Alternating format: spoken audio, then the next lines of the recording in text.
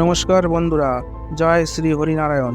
আমাদের সনাতন হিন্দু ধর্মে ঈশ্বর ও পরমেশ্বরের ব্যাপারে এক বিস্তর বিতর্ক বর্তমান আছে। সনাতনে কেই বা ঈশ্বর আর কেই বা পরমেশ্বর, এ বিষয়ে আজ আমি আমার এই ভিডিওর মাধ্যমে একটু আলোকপাত করতে চলেছি।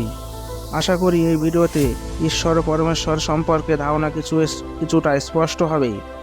আপনারা শুধু ভিডিওটি স্কিপ না করে শেষ পর্যন্ত দেখবেন। আর আমার চ্যানেলে প্রথম আসলে ভিডিওতে একটি লাইক করে কমেন্টে জয় শ্রীহরি লিখতে ভুলবেন না। প্রথমে আসা যাক ঈশ্বরের সম্পর্কে।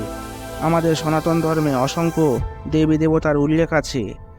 একজন দেবী বা দেবতার উপর অর্পিত আছে একটা দায়িত্ব বা কার্যভার, যা তাকে সেই কার্যের জন্য মহিমান্বিত করে রেখেছে। এই বিভিন্ন দেবতাদের আমরা তাদের নির্দিষ্ট গুণের জন্য এবং তাদের কাছে থেকে সেই গুণ প্রদানকারী বরদানের জন্য এদেরকে পূজা ও প্রার্থনা করি।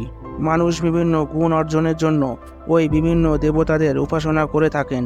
যেমন বৃষ্টির জন্য দেবরাজ ইন্দ্রের, জলের জন্য বরুণ দেবের, ধন ঐশ্বর্য সম্পদের জন্য দেবী লক্ষ্মীর এবং জ্ঞান ও বুদ্ধির দাত্রী দেবী সরস্বতীর উপাসনা করে থাকা হয়।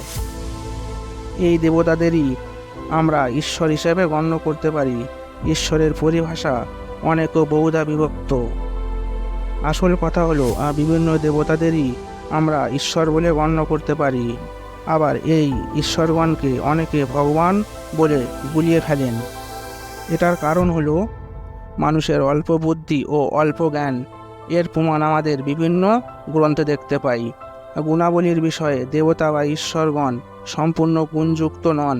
তাদের গুণাবলী কিছু কম থাকে ভগবানের থেকে। আপাতত অনেকে ভগবানকে ঈশ্বর বলে ভুল করে থাকেন। প্রচলিত আছে আমাদের সনাতন ধর্মে ৩৩ কোটি দেবতা বা ঈশ্বরের উপস্থিতি আছে, যারা সবাই একজন দেবতা। এবার আসা যাক পরমেশ্বরের ব্যাপারে। ভগবান বা পরমেশ্বর হলেন সর্বশক্তিমান বা সর্বগুণের অধিকারী এবং সর্ব ঐশ্বর্যের অধিকারী।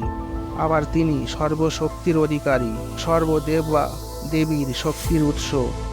আমরা অর্থাৎ মানুষেরা বিভিন্ন প্রকার দেবদেবীর উপাসনা করলেও তা আসলে ভগবান পরমেশ্বরের উপাসনা করা হয়ে থাকে পরোক্ষভাবে।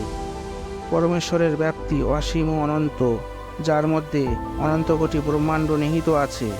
যিনি সর্বকারণের কারণ, অনাদির আদি, স্বয়ং গোবিন্দ। আমাদের বেদে যে ঈশ্বর এক এবং অদ্বিতীয়ম, ইনি হলেন তিনি স্বয়ং ভগবান বা পরমেশ্বর।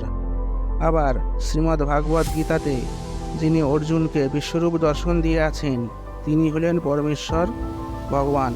তো আশা করি আমার এই আলোচনা আপনাদের কিছুটা বোধগম্য হয়েছে। ভিডিও ভালো লাগলে চ্যানেলটি সাবস্ক্রাইব করে পাশে থাকবেন। আবার দেখা হবে পরের অন্য এক ভিডিওতে। ততক্ষণ সবাই ভালো থাকবেন, সুস্থ থাকবেন এবং ভিডিওটি শেষ পর্যন্ত সম্পূর্ণ দেখার জন্য আপনাদেরকে অসংখ্য ধন্যবাদ।